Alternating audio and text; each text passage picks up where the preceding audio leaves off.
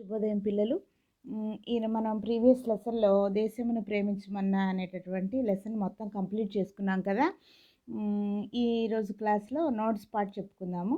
సరే, దానికి ముందుగా నేను ఒకసారి ఈ లెసన్ మొత్తం ఒకసారి మీకు రిపీట్ చేస్తున్నాను.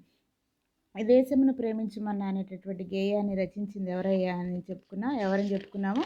గురజాడ వెంకట అప్పారావు గారు కదా.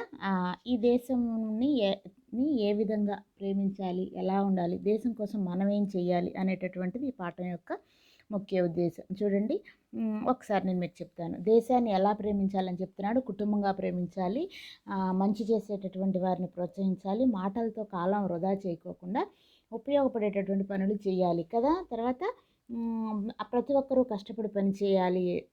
కష్టపడి పని చేసినట్లయితే అందరికీ కూడా సమృద్ధి అయినటువంటి ఆహారం దొరుకుతుంది. తర్వాత దేశం మీద గొప్ప అది ఇది అని గొప్పలు చెప్పుకోవడం కాకోకుండా దేశం గురించి ఏం చేయమంటున్నాడు? ఇతరులకు ఉపయోగపడేటటువంటి మంచి పనులు చేయమంటున్నాడు. తర్వాత సొంత పనులు చేసుకోవాలి, చేయొద్దని చెప్పట్లేదు, కానీ దానిలో ఉన్న ప్రతిదీ తన సొంతంగానే చూసుకోవడం కాకోకుండా ఇతరులకు సహాయపడే విధంగా కూడా ఉండాలి అని చెప్తున్నాడు. తర్వాత చూడండి, సుఖదుఖాలలో అందరూ కలిసికట్టుగా ఉండాలి. ఏ విధమైనటువంటి జాతి మత భేదభావం అనేటటువంటిది లేకోకుండా అందరూ ఒకటే అనేటటువంటి భావన కలిగి ఉండాలి అని చెప్పేసి చెప్తున్నాడు కవి. ఎవరు?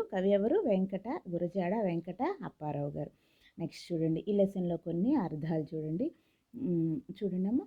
ఒట్టి ఏమీ లేని, కద్దు కలదు, దేశాభిమానం, దేశం మీద ప్రేమ, చట్టాపట్టాలు, ఒకరి చేతిని మరొకరు పట్టుకోవడం, తోడుపడు, సహాయపడు. మళ్ళీ చూడండి, ఒట్టి ఏమీ లేని, కద్దు కలదు, దేశాభిమానం, దేశం మీద ప్రేమ, చట్టాపట్టాలు, ఒకరి చేతిని మరొకరు పట్టుకొనడం, తోడుపడు, సహాయపడు. తర్వాత ఈ లెసన్లో 2 భావాలు కూడా మీరు నోట్బుక్లో కాపీ చేయండి. నోట్బుక్లో కాపీ చేసి చదవండి. ఈ అర్థాలు చదవండి, ఈ 2 భావాలు కూడా చదవండి. చూడండి, ఫస్ట్ భావం చూడండి. దేశము నాదని ప్రేమించు, మంచిని ప్రోత్సహించు, మాటలతో కాలం వృధా చేయకుండా ఇతరులకు ఉపయోగపడే పనులు చెయ్యి. తర్వాత చూడండి, మన దేశం పాడి పంటలతో సస్యశ్యామలంగా ఉండేలా చూడాలి.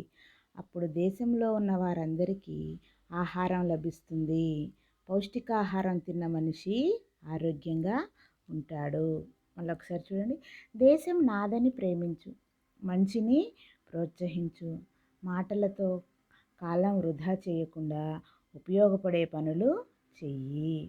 మన దేశం పాడి పంటలతో సస్యశ్యామలంగా ఉండేలా చేయాలి. అప్పుడే దేశంలో ఉన్న వారందరికీ ఆహారం లభిస్తుంది.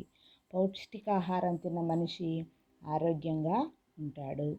సరేనా? ఈ 2 చూడండి, ఈ భావాలు, ఈ అర్థాలు మీరు చదివి నాకేం చేస్తారంటే నెక్స్ట్ లెసన్కి వచ్చేసరికి రెడీగా ఉండండి. ఇవి హోంవర్క్ కూడా పెట్టండి. ఏమ్మా?